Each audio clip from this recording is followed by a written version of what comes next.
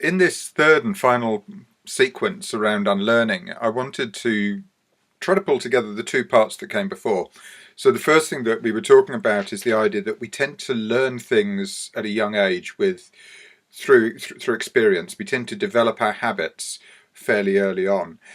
Even when you go into an organisation, you will develop practices within the organisation as soon as you join the organisation. And you will tend to keep those practices through the whole time that you're in the organisation.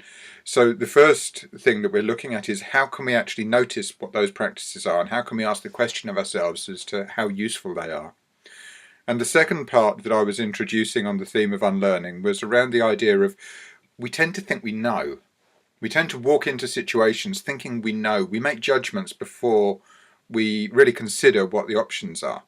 And those judgments can get in our way. We can make the wrong call.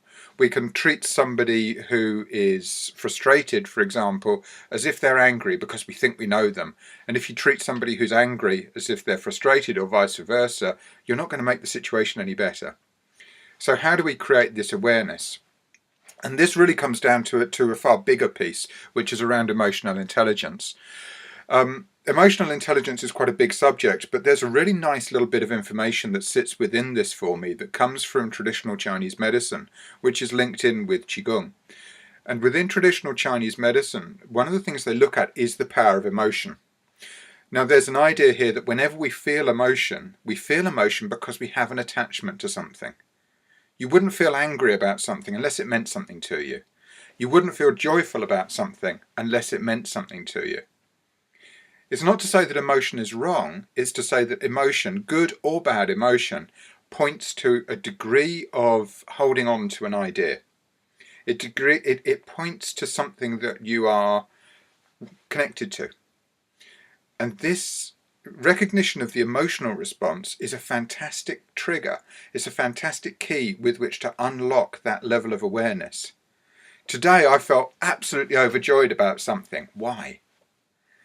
This person turned up and I felt resistance come up. Why? This person walked in and I thought this of them. Why? I felt this about them. Why? This why question is a really powerful question. And if you link the why question to the trigger of emotion, what you do is you help to create a little bit of space to prevent yourself from going off half-cocked.